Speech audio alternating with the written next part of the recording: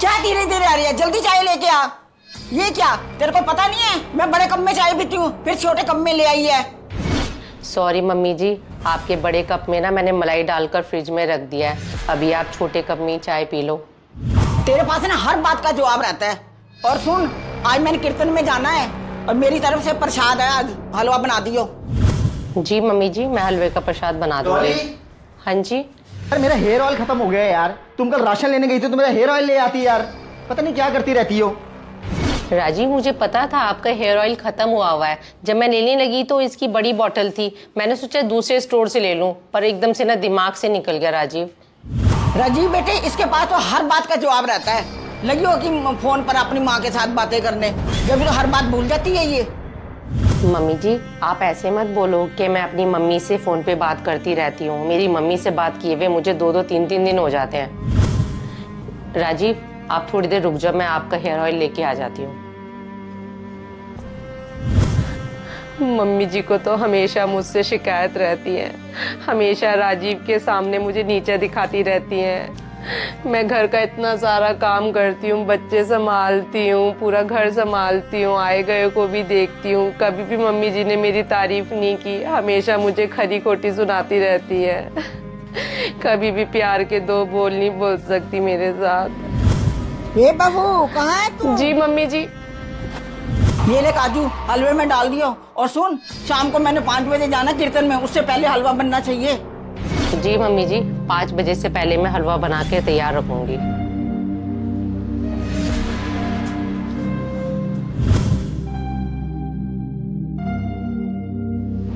Mummy जी आप आ गए? बैठो मम्मी जी, पहले आप। राजीव, क्या कहा डॉक्टर ने मम्मी जी के लिए? डॉली, डॉक्टर ने बोला है मम्मी जी का वेट बहुत ज्यादा बढ़ गया है, इसीलिए इनके घुटनों में दर्द रहने लग गया है। क्या राजीव, मम्मी जी का पता नहीं वेट क्यों बढ़ता चला जा रहा है। मम्मी जी तो अपनी सेहत का बहुत ध्यान रखती हैं। हाँ, पता नहीं क्यों मम्मी जी का वेट इतना बढ़ता जा रहा है। बाकी डॉक्टर ने ये मम्मी जी के घुटनों के लिए तेल दिया है। डॉक्टर कह रहे थे कि इस तेल से मम्मी जी के घुटनों की सुबह शाम मालिश करनी है, और मम्मी जी को एसी में बैठने के लिए तो बिल्कुल ही मना किया डॉक्टर ने।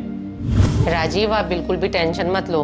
मम्मी जी, मैं इस तेल से आपकी सुबह शाम मालिश करूंगी। आपकी पुष्पा ने तो अपनी बहू को इतना सिर पे चढ़ा रखा है, हम जाके बैठे तो पूरे आधे घंटे बाद चाय लेके आई है वो। खैर, हमको क्या लेना देना किसी से। घोर कलयुग आ गया बहन जी, घोर कलयुग। बहन जी, आपने देखा है आरती ने अपनी बेटी की शादी करी है, कोई लेन देन नहीं किया। खैर, हमको क्या किसी से। बहन जी, उसने अपनी बेटी के लिए पूरा परिवार ढूंढा है जी। हमने जब अपनी बेटी प्रीति की शादी करी थी ना, तो लोग देखते ही रह गए थे। अरे बहू, एसी तो चला दे। मम्मी जी, एसी चला दूं? मम्मी जी, डॉक्टर ने तो आपको एसी में बैठने के लिए मना किया है। आपको गर्मी पता है किस लिए लग रही है? ये जो मैं तेल से मसाज कर रही हूँ ना, इसकी तासीर गर्म होती है। अभी थोड़ी देर में आपको ठीक लगेगा। अरे ज्यादा प्रधान मत बन, डॉक्टर पता नहीं क्या क्या बोलते रहते हैं। एसी चला।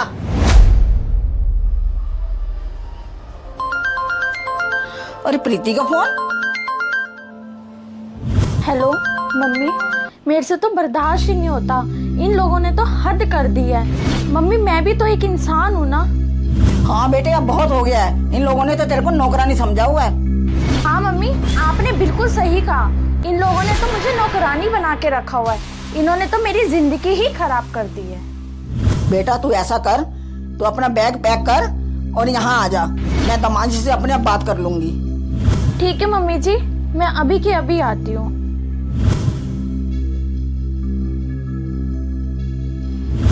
अरे प्रीति, तुम अचानक से, वो भी अकेले?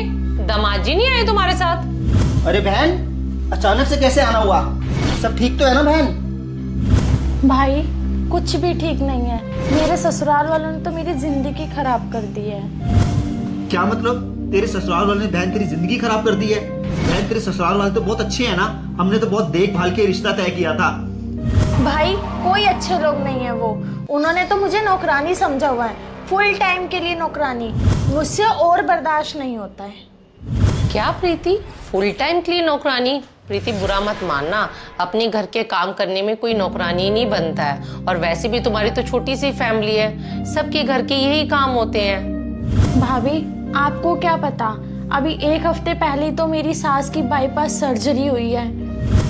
हाँ बहन, मुझे बहुत अच्छे से पता है, अभी एक ही हफ्ता पहले तेरी सास की बाईपास सर्जरी हुई थी, लेकिन हम तेरी सास को मिलने हॉस्पिटल आए तो थे। अब क्या दिक्कत है? भाई जब से मेरी सास की सर्जरी हुई है ना, तब से रोज कोई ना कोई रिश्तेदार या उनकी सहेलियां उनसे मिलने आती रहती हैं। हाँ तो प्रीति इसमें गलत क्या है? अगर घर में किसी की तबीयत खराब होगी या किसी को ऑपरेशन होगा तो रिश्तेदार तो आते ही है ना पता लेने के लिए। शायद तुम भूल गई हो प्रीति, जब मम्मी जी की आंखों का ऑपरेशन हुआ तो हमारे घर भी कितने रिश्तेदार आए थे मम्मी जी का पता लेने, और तुम खुद भी आई थी मम्मी जी का पता लेने और एक हफ्ता लगा के भी गई थी, तो इसमें हर्ज क्या है? हाँ तो ठीक है, रिश्तेदार आते हैं तो पता करके चले जाएं। ये मतलब थोड़ा कि चाय पानी पी के ही जाना है। अकेली मेरी बेटियां करने वाली। भाभी आपको कुछ नहीं पता, मम्मी बिल्कुल ठीक कह रही है। और कोई ना कोई रिश्तेदार आता है घर पर, सबका नाश्ता पानी मुझे अकेली को देखना पड़ता है। और तो और कल से तो मेरी दोनों नंदे आ गई हैं, अब देखना 2-4 दिन से पहले जाएंगी नहीं। मेरी बेटी को तो नौकरानी समझा उन लोगों ने, इसलिए मैंने फोन करके अपनी बेटी को घर बुला लिया है। क्या मम्मी, इतनी छोटी छोटी बातों के लिए कोई अपनी बेटी को उसके ससुराल से बुलाता है क्या? प्रीति एक बात बता, क्या तेरे ससुराल वाले तेरे साथ गाली गलौज करते हैं या तेरे साथ मारपीट करते हैं, या कभी दामाद जी ने तेरे पे हाथ उठाया हो? नहीं भाई, मैं आज के जमाने की लड़की हूँ, मैं नहीं सहन कर सकती किसी की इतनी बदतमीजी। कोई हाथ तो लगाए, मुंह तोड़ जवाब दूंगी। बहन मुझे बहुत अच्छे से पता है तेरे ससुराल वाले तेरे से बिल्कुल भी बदतमीजी नहीं कर सकते, लेकिन तुझे एक बात बताऊं, तूने यहाँ आके ना आज बिल्कुल भी अच्छा नहीं किया, क्योंकि अभी एक हफ्ता पहले ही तेरी सास की बाईपास सर्जरी हुई है।